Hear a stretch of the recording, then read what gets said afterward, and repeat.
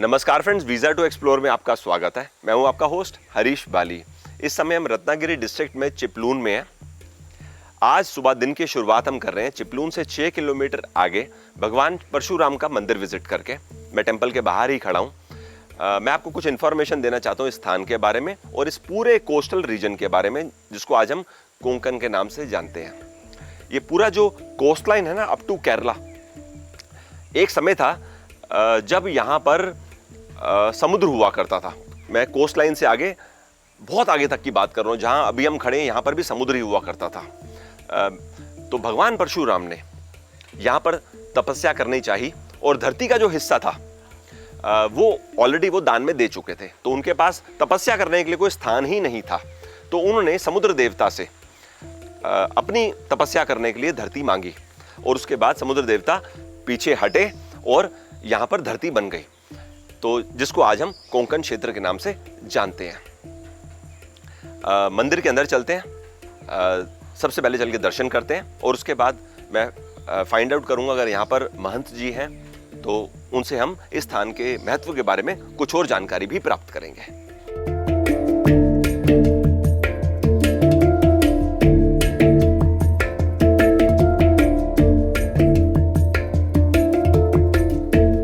अभी हम मंदिर के अंदर गए, हमने भगवान परशुराम के दर्शन करे। इस समय दर्शन करके हम बाहर की ओर आ चुके हैं। हमारे साथ इस समय शंकर जी हैं। नमस्कार। नमस्कार। मंदिर का जो ट्रस्ट है, उस ट्रस्ट के शंकर जी मैनेजर हैं। हम आपसे ना कुछ जानना चाहते हैं।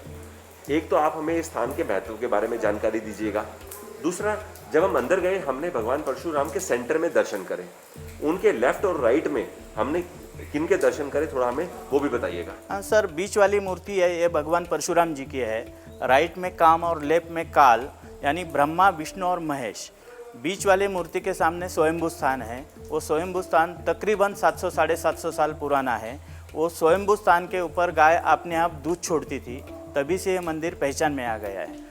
परशुराम जी ने 21 बार पृथ्वी निक्षत्रिय करने के बाद तपस्या के लिए ये जगह चुनी है। इसको महेंद्रगिरी पर्वत कहते हैं। पहले वाला घुमट और दूसरे वाला घुमट आदिल शाह के बेगम ने बनवा के दिया है और तीसरा वाला घुमट है ये मुरुड जंजरी के सिद्दी के बेटे ने बनवा के दिया है। उनको कुछ हो सकता है तकलीफ आई हो तो उन्होंने मन्नत मांगी और वो मन्नत पूरा करने के लिए उन्होंने ये किया है। कारागिर क्रिश्चियन थे, हिंदुओं का मंदिर है और फंडिंग मुस्लिम लोगों से प्राप्त हुई है। आदिल शाह की बेगम, बीजापुर के आदिल शाह। बीजापुर। तो ये आप लगभग आज से कुछ 450 साल पुरानी बात बता रहे हैं। हाँ, बराबर है। अच्छा, हमने सुना कि भगवान परशुराम सुबह के समय तपस्या करने के लिए हिमालय की ओर जाते हैं। हाँ, तो सुबह हिमालय में जाते हैं और शाम को इधर लौटते हैं। तो इधर पहले 350 साल 400 साल पुराने से तोप चलाई जाती थी, लेकिन 1977 में कुछ दुर्घटना घटी और तभी से ये तोप बंद हो गए। मिसाल के तौर पर वो तोप आम लोगों को दिखाने के लिए मंदिर के बाहर हमने रखी हुई है। अच्छा, यहाँ पर आके आपने हमें काफ़ी जानकारी दी इस स्थान के महत्व के बारे में, साथ में हमने भगवान परशुराम के दर्शन भी करे। आपका बहुत बहुत धन्यवाद। धन्यवाद सर।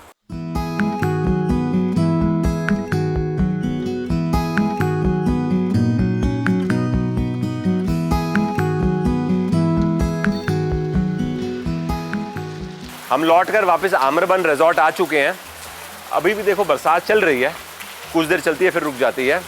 एनीवेज, यहाँ पर जो रहने की हमने एकोमोडेशन ली है ना, इसका टैरिफ है 1700 रुपीज़, डबल ऑक्यूपेंसी। चिपलून से ये जगह लगभग 7 किलोमीटर के डिस्टेंस पर है। मेरे को अच्छा लगा यहाँ पर आके। चलिए, अब मैंने इनको ना बोला है कि मुझको कुछ ट्रेडिशनल फूड में आप ब्रेकफास्ट बना के रखिए, तो मैं टेम्पल होके वापस आता हूँ। अंदर चल के चेकआउट करते हैं क्या रेडी किया है। नाश्ते में देखिए हमारे लिए इन्होंने क्या तैयार किया है। ये है वड़े और ये है घारगे।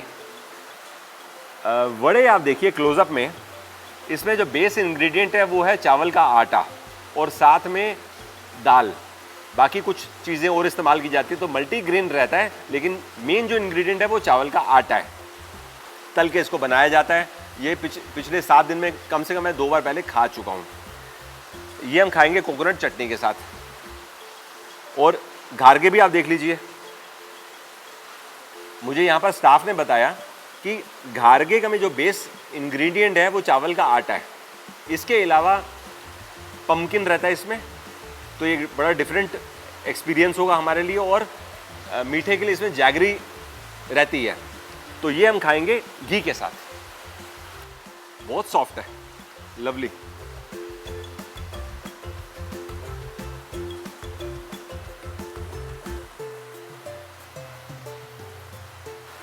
कमाल का टेस्ट है, सुपर्ब। अगर केवल वड़े खाएंगे, मतलब वड़ा खाएंगे, तो इसमें तीखापन नहीं है, लेकिन इन्होंने चटनी में तीखापन हाई रखा है, जिससे आपको एक मिक्स टेस्ट आ सके। और ये मल्टीग्रेन होने की वजह से ना बड़ा यूनिक टेस्ट है, तो यानी 4-5 स्वाद एक साथ आ रहे हैं और बहुत सॉफ्ट है, सुपर्ब। थोड़ा घी ऐड करेंगे।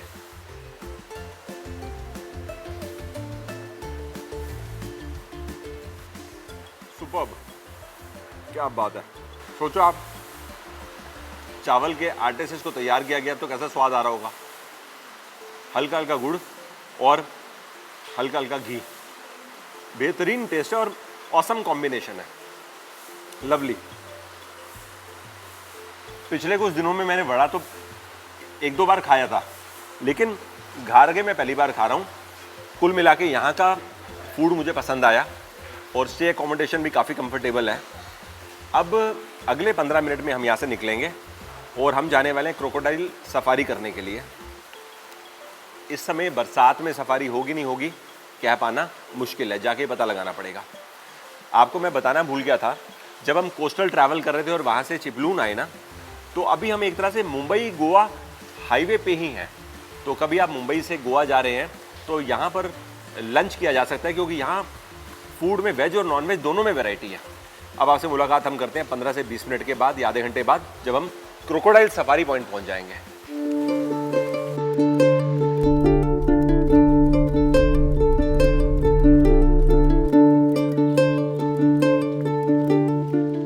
चिपलून के रास्ते पर हम एक साइट सीइंग पॉइंट देखने के लिए रुके हैं। आप देखो यहाँ से हमें क्या क्या दिखाई दे रहा है। सबसे पहले तो आप देखो ये कोंकण रेलवेज की गाड़ी देख लो। चांस की बात हम यहाँ पर खड़े हुए और सामने हमें गाड़ी जाती हुई दिखाई दी। आप क्लोजअप में देखो इसको, वाओ व्हाट अ व्यू। मेरे को ये तो पता चल गया था कि ये रेलवे ट्रैक है। और सामने इधर आके देखो, सामने पहाड़ दिख रहा है ना आपको, वो पहाड़ के अंदर टनल है, वहां से गाड़ी अंदर चली जाएगी। मुझे कुछ लोगों ने बताया कि जब आप रत्नागिरी से चिपलून का जो रास्ता है, ये ट्रेन में सफर करोगे तो आपके लिए लाइफ टाइम जर्नी होगी।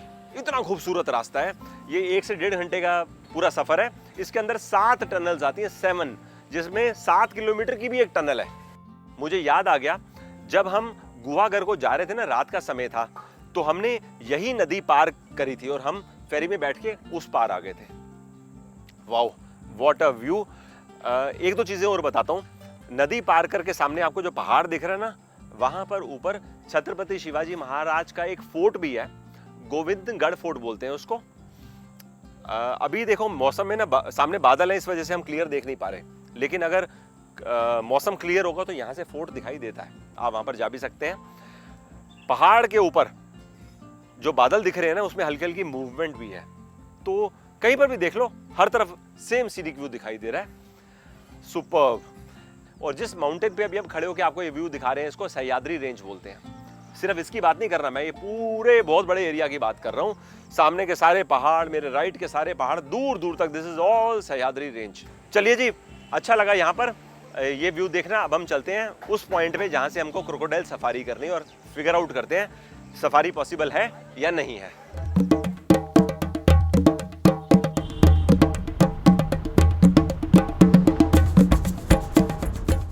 जैसा मैंने आपको पहले भी बताया था ना, चिपलून मुंबई गोवा हाईवे पे है। इस समय हम हाईवे पे ही खड़े हुए हैं। मुंबई यहाँ से लगभग 240 किलोमीटर दूर है, साउथ मुंबई, और गोवा यहाँ से लगभग 320 किलोमीटर के डिस्टेंस पर है।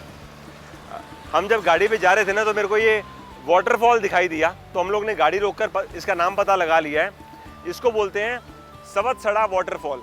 सवतसड़ा, सड़ा का मतलब ही झरना होता है, तो सवतसड़ा। देखो जी, कल रात में जब हम जा रहे थे ना यहाँ से अपने होटल जाने को, तो हम इसी रोड से निकले थे, तो अंधेरे में तो समझ में नहीं आया, लेकिन अब दिन में हमें ये दिखाई दे गया। थोड़ा सा वॉक करके इसको क्लोजअप व्यू में भी देख लेते हैं।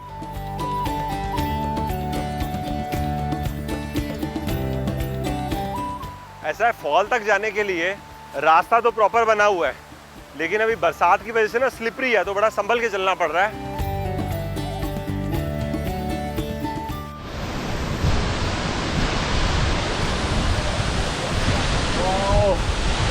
वाओ, देखो कितना मज़ा आ रहा है। फाइनली हम वाटरफॉल तक पहुंच गए। अब तो हम फॉल के बहुत पास हैं, हार्डली कितना होएगा 20 से 25 metre. So beautiful, so beautiful. मेरा मन कर रहा है कम से कम उन पत्थरों के पास तक तो जाऊं, ठीक है, तो ज़्यादा नज़दीक नहीं जाऊंगा, नहीं तो पूरा भीग जाऊंगा।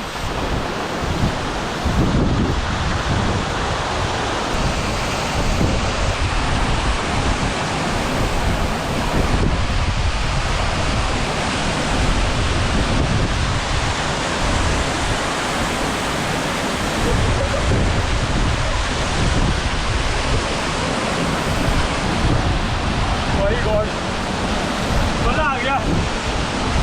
मैं सोच रहा था भीगूं ना, लेकिन कपड़े मेरे भीग चुके हैं, बस 50% तो भीग चुका हूँ, लेकिन आज मेरा दिल खुश हो गया। ऐसा लग रहा था, मतलब पिछले 2 दिन से मेरे को लग रहा था कोई बढ़िया सा वाटरफॉल देखने को मिल जाए, और मेरी विश पूरी हो गई। मज़ा आ गया। देखो, वाह, सुपर।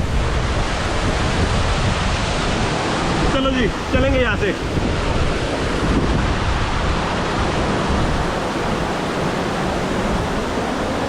हम देखो वाटरफॉल इस रास्ते से गए थे और इसी से वापस जा रहे हैं। वैसे तो ये टाइल्स लगी हुई हैं, लेकिन यहाँ पर ना स्लिपरी बहुत ज़्यादा है, तो इसके लिए अपने को इस रास्ते पे अच्छी ग्रिप मिल रही है। कुल मिला के मज़ा आ गया।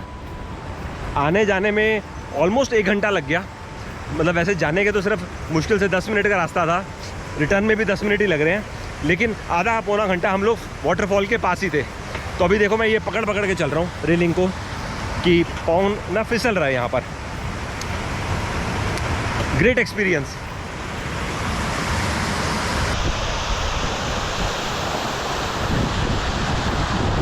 चलो अभी हम क्रोकोडाइल सफारी पॉइंट पहुंचकर आपको ज्वाइन करते हैं, और जैसे मैंने पहले बोला था, पता लगाना पड़ेगा कि सफारी हो भी रही है कि नहीं हो रही।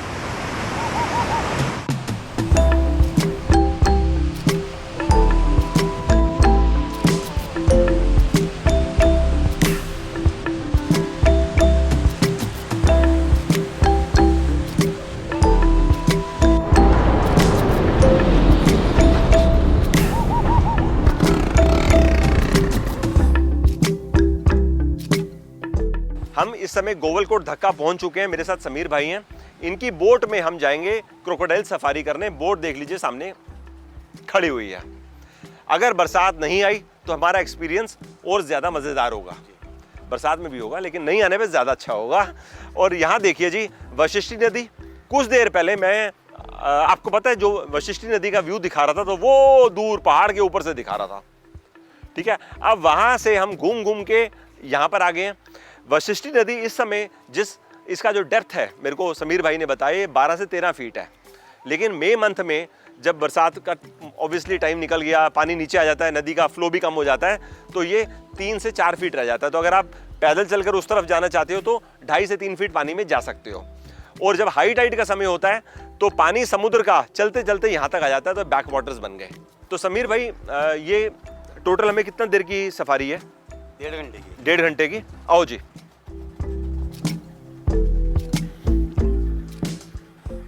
लो जी, हमारी क्रोकोडाइल सफारी स्टार्ट हो चुकी है। मेरे को समीर भाई ने बताया कि सामने जो आइलैंड है ना, यहाँ पर क्रोकोडाइल स्पॉटिंग होती है।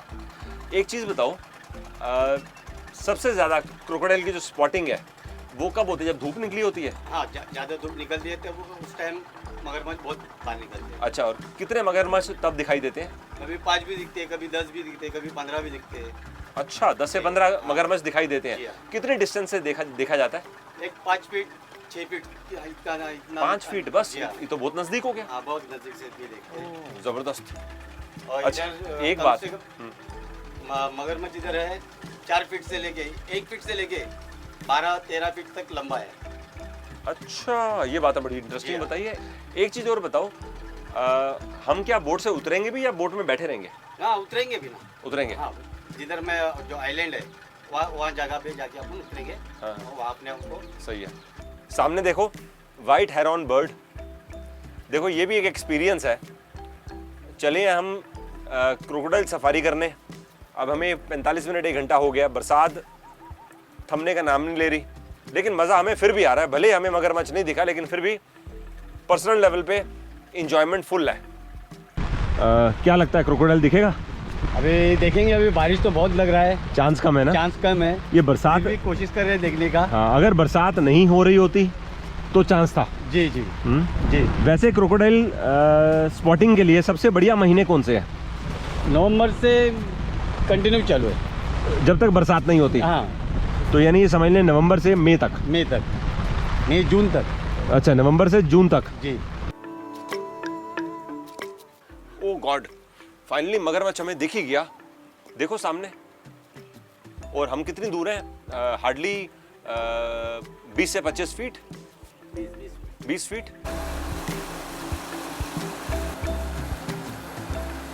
ये जो सामने झाड़ है ना, ये देखो, ये सब मैंग्रोव्स के हैं। ये तो पानी के अंदर ही चले गए हैं। हाँ, ये छोटा छोटा क्यों है मैंग्रोव, बड़ा क्यों नहीं है? अभी तो बढ़ रहा है वो। बढ़ रहा है। हाँ, जो राइट साइड में सब दिख रहे झाड़ है, ये मैंग्रोव झाड़ है। और यहाँ से पूरा अभी इधर के लोगों ने अभी ये जंगल तोड़ने का बंद किए, और बहुत अच्छा काम किए वो लोग। गाँव वाले पहले झाड़ तोड़ के लेके जाते थे, अभी तोड़ते नहीं। फॉरेस्ट वाले भी इसके ऊपर काम कर रहे हैं। हाँ। अभी ये बहुत अच्छा जंगल हो गया है। मैंग्रोव का सबसे मेन बात जो हम समझते हैं वो ये है कि आपका जो बोलते हैं ना, मिट्टी रुकी रहती है। हाँ जी जी। तो अगर मैंग्रोव है तो मिट्टी रुकी हुई है। जी हाँ।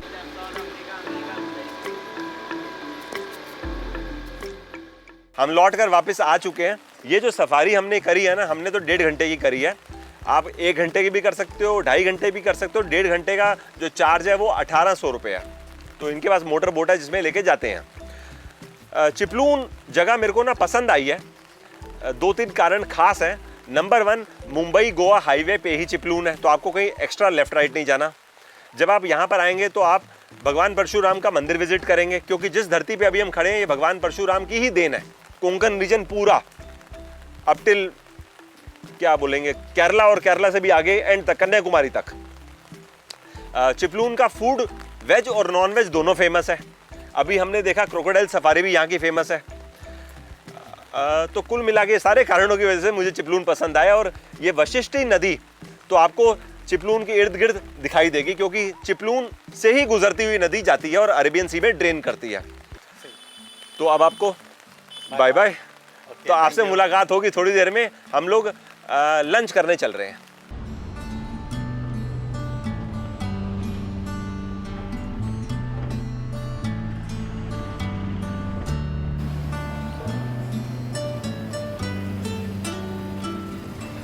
चिपलून में लंच करने के लिए हम इंडियन ऑयल पेट्रोल पंप के बाजू में एक ईटरी है, ये जगह आइडेंटिफाई करी है।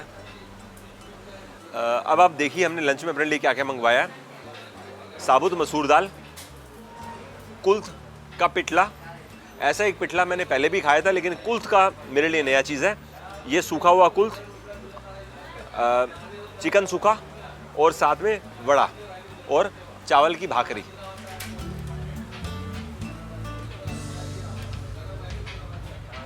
कुल्थ दाल है ना, जो अभी मैं आपको दिखा रहा हूँ, ये पावर हाउस है एनर्जी का। इसको इंग्लिश में हॉर्स ग्राम बोलते हैं।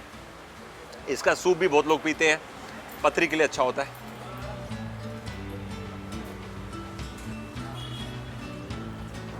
सही है,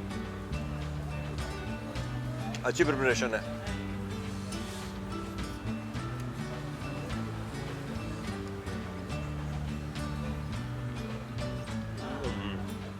ये जो मैंने कुल्थ का पिठला खाया ना, इसका तो स्वाद मेरे को अच्छा लगा, लेकिन ये सूखी दाल मेरे को पसंद नहीं आ रही, पता नहीं क्यों। ऐसा कुछ स्टिकी स्टिकी जैसा टेस्ट है। एनीवेज पिठला स्वादिष्ट है।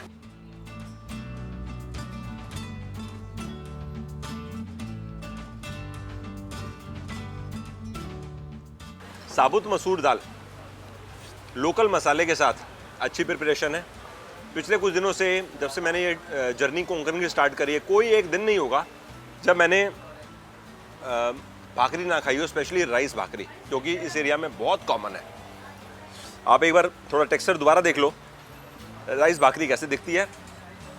इस पूरे रीजन में आप कभी भी ट्रैवल करेंगे, आपको हर रेस्टोरेंट में राइस भाकरी, ज्वार की भाकरी, बड़े किस्म की भाकरी होती है।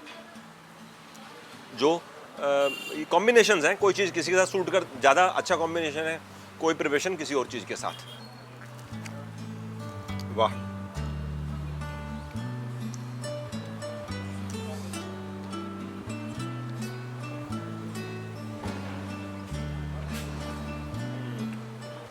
एक बात है, इस रीजन में ट्रैवल करते करते ना मेरे को ये वड़े का टेस्ट बड़ा पसंद आ गया।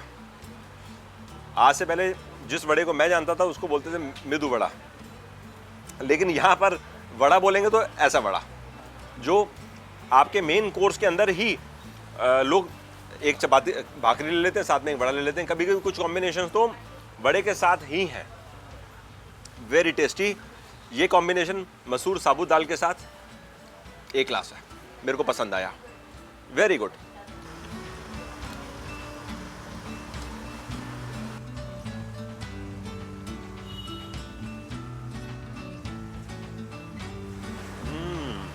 मानना पड़ेगा, चिकन सुक्का की प्रिपरेशन लाजवाब है। अच्छा खासा मसालेदार और टोटल लोकल स्पाइसेस हैं। जब हम यहाँ पर आ रहे थे, मतलब रास्ते में थे, तो मुझे किसी ने रिकमेंडेशन दी कि आप यहाँ पर मोदक खा के जाइएगा, और उसके लिए मुझे एक रेस्टोरेंट का नाम बताया। फूड फिनिश करने के बाद वहाँ पे जाएंगे हम और मोदक टेस्ट करेंगे।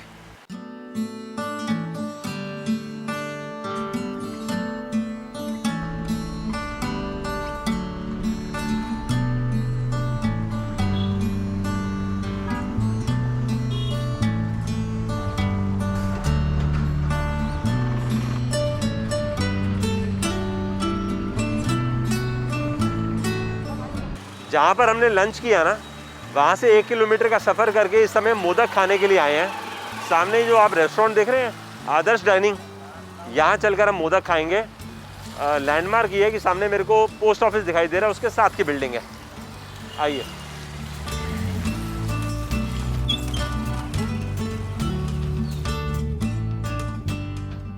इस समय शाम के 5 बजे हैं, तो अभी एक्चुअली मेरे रेस्टोरेंट का क्लोजिंग आवर्स चल रहे हैं, लेकिन हमने फ़ोन करके दोपहर में बोला था कि आएंगे, करते करते लेट हो गया, तो पहले से बोल रखा था कि हम आपके यहाँ के मोदक खाना चाहते हैं। तो फाइनली 2 पीस मोदक आ गए हैं। मैंने पहले भी एक दिन आपको बताया था कि यहाँ पर जो मोदक खाने का ट्रेडिशनल मेथड है वो है घी के साथ। इसको बोलते हैं उकडीचे मोदक। इसमें क्या है, जो बाहर की स्किन है ना, आउटर लेयर, ये चावल के आटे से तैयार की जाती है, और अंदर स्टफिंग होती है, मैं आपको दिखाता हूँ, कोकोनट, जैगरी और फ्लेवर के लिए थोड़ी सी इलायची। और जनरली सब लोग बोलते हैं मुझे कि अगर आपको बढ़िया टेस्ट एंजॉय करना है ना, तो जैसे गरम गरम बनाओ, उसी समय खाओ, तो आपको स्वाद ज़्यादा आएगा। लो जी, थोड़ा सा घी भी डाल लिया।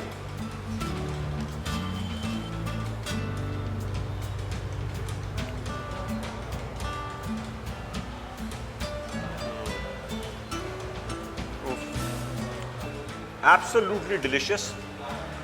पहले मुझे ऐसा लग रहा था, मैंने 2 दिन पहले भी खाया था, तो मुझे लगा इसके अंदर जो मेन टेस्ट होता है ना, वो स्टफिंग का, ऐसा नहीं है।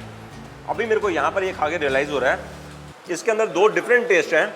जो बाहर की स्किन है उसका अपना स्वाद है। ये चावल का आटा मैंने आपको बताया ना, उकडीचे, मेरे को बताया गया उकडीचे का मतलब होता है स्टीम किया हुआ मोदक। इसका अपना स्वाद है बड़ा ज़बरदस्त, और स्टफिंग का तो है ही है। इसमें जो जैगरी की स्टफिंग है ना, वो शुगर से रिप्लेस नहीं की जा सकती, और कोकोनट आपका जितना फ्रेश है, टेस्ट उतना लाजवाब है, no doubt. Very very tasty. और यहाँ पर आने के बाद मुझे मालूम चला कि इसका जो मेन टाइम होता है ना, खाते तो लोग पूरा साल है, लेकिन जो हर घर में बनता है वो टाइम होता है गणपति फेस्टिवल के दौरान। जब ही गणेश चतुर्थी होती है, उस दिन में या उस दौरान में हर घर में बनता है। तो बॉटम लाइन ये है कि अगर आप कभी भी महाराष्ट्र में ट्रैवल करते हैं और इन दिनों में करते हैं, सितंबर अक्टूबर, या वैसे भी कभी करते हैं, तो एक बार आप बोलिएगा रेस्टोरेंट वाले को जहाँ पर आप रुकेंगे या होटल में रुकेंगे कि आपको बना के खिलाएं बढ़िया सा इस प्रकार का मोदक। फिर आप जानेंगे इसका स्वाद कैसा है। मैं तो सेकंड टाइम खा रहा हूँ, मैंने आज से पहले लाइफ में कभी खाया नहीं, सिर्फ सुना था कि ऐसी एक डिश होती है जो लोग बहुत पसंद करते हैं, लेकिन खाने से पता लग रहा है कि स्वाद कैसा होता है।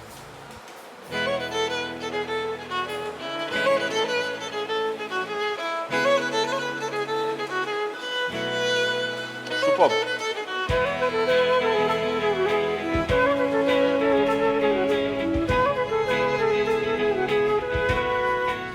इस समय हम चिपलून की मेन मार्केट से निकल रहे हैं। लेफ्ट और राइट साइड में दुकानें देखकर ना मैं अंदाज़ा लगा पा रहा हूँ कि घर की ज़रूरत की हर चीज़ इस बाज़ार में मिलती है। कुछ दुकानें मेरे को यहाँ पर ज्वेलरी की दिख रही हैं और कुछ इलेक्ट्रॉनिक शॉप्स भी दिखाई दे रही हैं। एक ओवरऑल पॉपुलेशन की बात करेंगे तो चिपलून की आबादी लगभग 1 से 1.25 लाख की रेंज में है।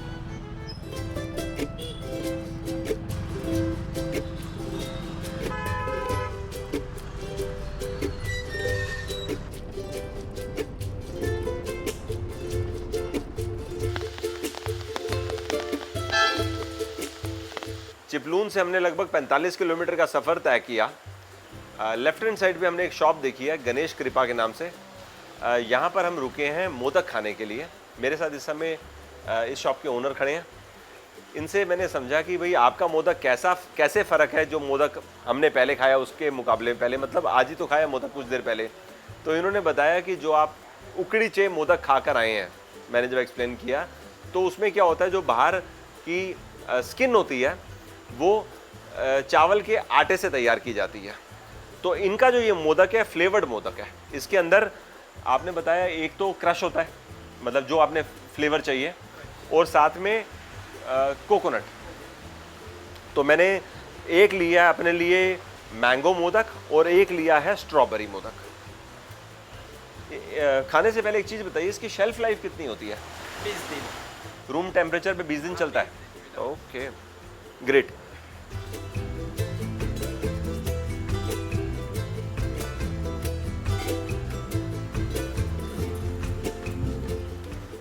ये तो एक अलग ही चीज़ है। जो हमने पहले मोदक खाया वो कॉन्सेप्ट ही अलग था, ये कॉन्सेप्ट अलग है। ये भी सही है। अब जैसे मैंगो फ्लेवर है तो ऑब्वियस है हमको मैंगो का टेस्ट आएगा। ये आम कौन सा है ये? आपके यहाँ तो हापुस होता है ना, रत्नागिरी हापुस। और एक चीज़ और डिफरेंट है कि जो नारियल है ना, श्रेड करके भी डाला हुआ है, साथ साथ छोटे छोटे पीसेस भी हैं। गुड टेस्ट भाई साहब, मज़ेदार है। तो कितने साल हो गए आपको इस कॉन्सेप्ट में मोदक बेचते? 15 साल।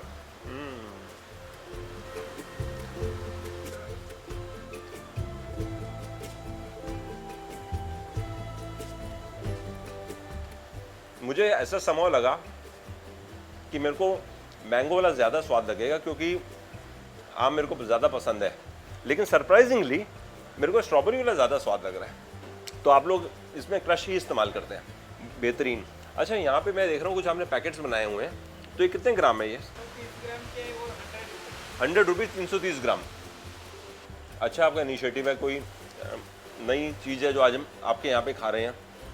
आगे चल के मुझे डाउट है कि इस प्रकार का हमको टेस्ट मिलेगा, स्पेशली फ्लेवर्ड मोदक में। थैंक यू जी। और अब हम यहाँ से निकल रहे हैं। मैंने आपको बताया गणपति पुले, हमको पहुँचने में लगभग 1 घंटा और 15 मिनट का टाइम लगेगा।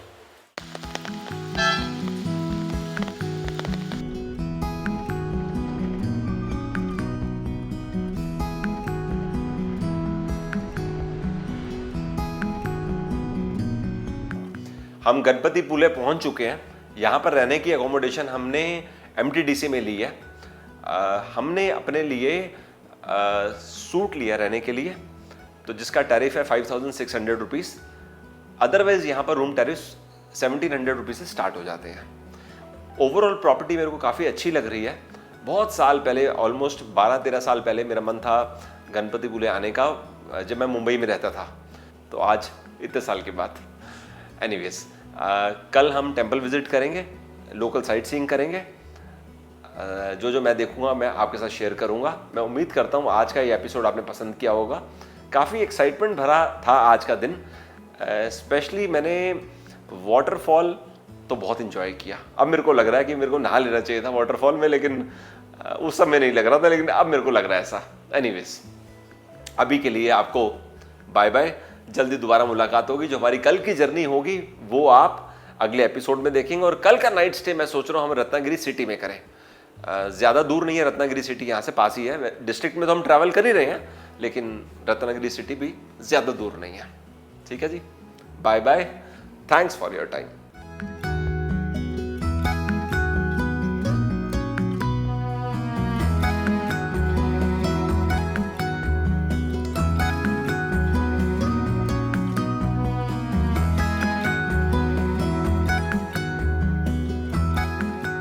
एक बात है, समुद्र का पानी काफ़ी साफ है। नीचे ना सैंड के ऊपर भी काफ़ी सारे शेल हैं। अगर मैं ध्यान से देख रहा हूँ ना तो मेरे को शेल दिखाई दे रहे हैं। वाह, मतलब आधा फीट के आसपास मैं नीचे देख पा रहा हूँ। क्या बात है, वाह।